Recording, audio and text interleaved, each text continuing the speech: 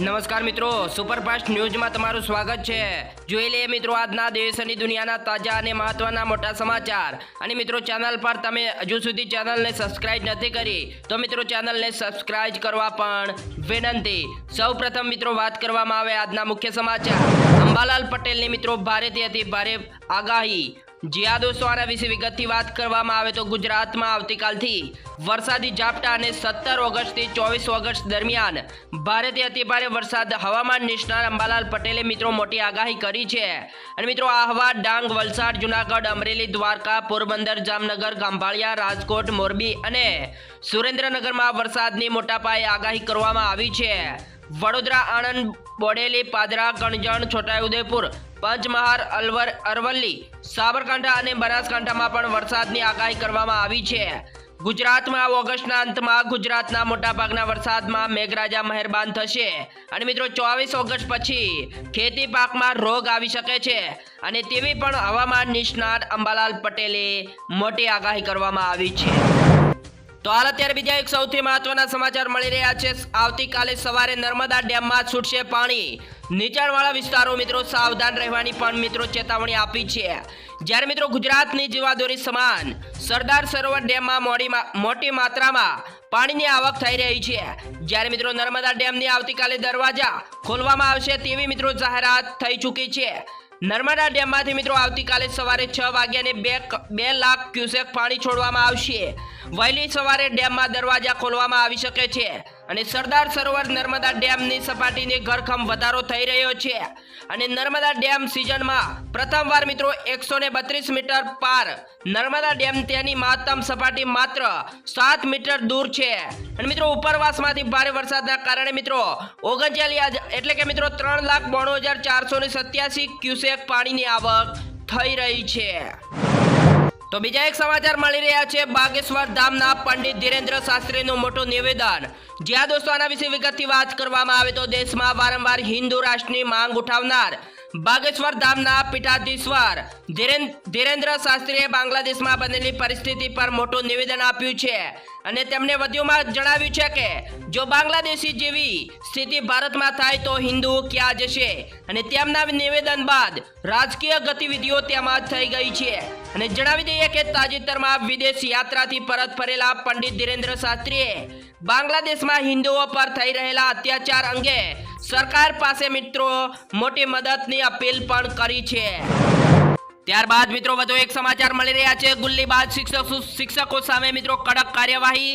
3 વર્ષમાં 33 ભૂતિયા શિક્ષકો બરતરફ, 6 સામે મિત્રો કાર્યવાહી હાલ અત્યારે ચાલુ। જ્યાં દોસ્તો આના વિશે વિગતથી વાત કરવામાં આવે તો ગુજરાતમાં બાળકોનું ભવિષ્ય અદ્ધરતાલ મૂકી શાળામાં બિનઅધિકૃત રીતે ગેરહાજર રહેનાર શિક્ષકો સામે મિત્રો કડક કાર્યવાહી કરવામાં આવી છે। એટલે કે શિક્ષણ વિભાગ દ્વારા કડકમાં કડક કાર્યવાહી કરવામાં આવી રહી છે। જેમાં મિત્રો વાત કરવામાં આવે તો 3 વર્ષમાં 33 ભૂતિયા શિક્ષકોને બરતરફ કરાયા છે અને જ્યારે 6 શિક્ષકો સામે કાર્યવાહી હાલ અત્યારે ચાલુ છે। અને મિત્રો વધુમાં જણાવી દઈએ કે શિક્ષકો વિદેશ ગયેલા હોય તો રાજીનામું આપી શકતા નથી ને રાજીનામા માટે મિત્રો હાજરીની જરૂર હોય છે। એટલું જ નહીં, શિક્ષણ વિભાગના 2006ના ઠરાવ મુજબ સીધી રીતે કાર્યવાહી થઈ શકતી નથી। તો હાલ અત્યારે બીજા એક સૌથી મહત્વના સમાચાર મળી રહ્યા છે। કેરાલા જીઆઈડીસીમાં ઝડપાયેલી નકલી હોસ્પિટલમાં લેબોરેટરી પણ મિત્રો બોગસ નીકળી છે। જ્યાં દોસ્તો વિગતથી વાત કરવામાં આવે તો અમદાવાદ ગ્રામ્ય પોલીસની ગિરફતમાં રહેલા આ 7 આરોપીની નકલી હોસ્પિટલની સાથે મિત્રો લેબોરેટરી પણ ચલાવતા હોવાનો ખુલાસો પોલીસ તપાસમાં થયો છે। જેના કારણે મિત્રો સીલ કરાયેલી અન્યતા હોસ્પિટલમાંથી પુરાવા નાશ કરવાના ઈરાદે સીસીટીવીનું NVR રેકોર્ડ ગુમ કરવાનો તેમનો પર આરોપ છે। અને મિત્રો અન્ય હોસ્પિટલમાં બોગસ પૂજા પેથોલોજી લેબ ચલાવનાર સહિત 7 આરોપીને કેરાલા જીઆઈડીસી પોલીસે ઝડપી પાડ્યા છે। તો મિત્રો વધુ એક સમાચાર મળી રહ્યા છે। ભાજપની હર ઘર તિરંગા યાત્રાનો દિગ્ગજનો હસ્તે પ્રારંભ અને શહેરીનાનુમાં દેશભક્તિનો મિત્રો મોટો માહોલ જોવા મળી રહ્યો છે। મિત્રો ભાજપનું આજથી હર ઘર તિરંગા યાત્રા અભિયાન શરૂ થઈ ગયું છે, જ્યારે મિત્રો રાજકોટના બહુમાળી ભવન ખાતેથી હર ઘર તિરંગા યાત્રાનો પ્રારંભ કરવામાં આવ્યો છે અને ભાજપના રાષ્ટ્રીય અધ્યક્ષ અને મિત્રો કેન્દ્રીય આરોગ્ય મંત્રી જેપી નડ્ડાએ અભિયાનનો પ્રારંભ કરવામાં આવ્યો હતો, જ્યારે મિત્રો વિદ્યાર્થીઓ, વેપારીઓ, નાગરિકો આ યાત્રામાં જોડાયા હતા અને બહુમાળી ભવનથી જ્યુબિલી સુધી આ યાત્રાનું આયોજન કરવામાં આવ્યું હતું। તો વધુ સમાચાર મિત્રો વાત કરવામાં આવે તો પીએમ નરેન્દ્ર મોદીએ વાયડાનામાં રેસ્ક્યુ ઓપરેશનનું પગપાળા કર્યું નિરીક્ષણ।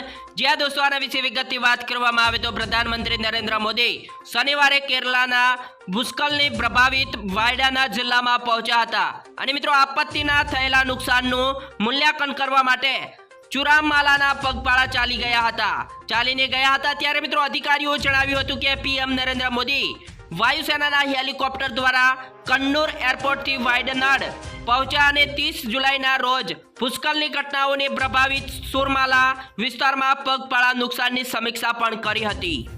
ત્યારબાદ મિત્રો સમાચારની વાત કરવામાં આવે તો બાંગ્લાદેશમાં હિંસાના કારણે ગુજરાતના વેપારીઓને 1000 કરોડ કરતાં પણ વધુનું નુકસાન। જ્યાં દોસ્તો પાડોશી દેશ બાંગ્લાદેશમાં ચાલી રહેલા હિંસાની અસર ભારતમાં પણ જોવા મળી રહી છે અને ભારતના પાડોશી દેશમાં હિંસાનો મિત્રો ફાયદો લઈને અનેક નાગરિકોને બોર્ડર પર પાર કરીને ભારતમાં ગેરકાયદેસર ઘૂસણખોરી કરવાનો પ્રયત્ન પણ કર્યા છે। તેમજ મિત્રો બંને દેશમાં વેપાર પણ મોટો ફટકો પડ્યો છે અને મિત્રો ભારત બાંગ્લાદેશ બોર્ડર પર આયાત અને નિકાસ માટે સેંકડોની સંખ્યામાં માલવાહક ટ્રકો ઊભા છે, પણ હિંસાને લીધે તેમને બોર્ડર પર જ રોકવામાં આવ્યા છે। અને મિત્રો બાંગ્લાદેશમાં આવી પરિસ્થિતિના કારણે ગુજરાતના વેપારીઓ અને ઉદ્યોગપતિઓને પણ મોટો ફટકો લાગ્યો છે। જ્યારે મિત્રો બાંગ્લાદેશમાં હિંસા બાદ બંને દેશો વચ્ચેનો વેપાર અટકી જવાના કારણે ગુજરાતના વેપારીઓને મિત્રો લગભગ 1200 કરોડ રૂપિયાનું રોકાણ અટક્યું છે હાલ અત્યારે। તો મિત્રો આ સાથે જ આપણા સમાચાર અહીંયા સમાપ્ત કરવામાં આવે છે। મિત્રો આવા સમાચાર જોવા માટે આપણી યુટ્યુબ ચેનલને જલ્દીથી લાઈક, શેર અને સબસ્ક્રાઇબ કરવા પણ વિનંતી। જય હિન્દ, જય જય ગરવી ગુજરાત, વંદે માતરમ।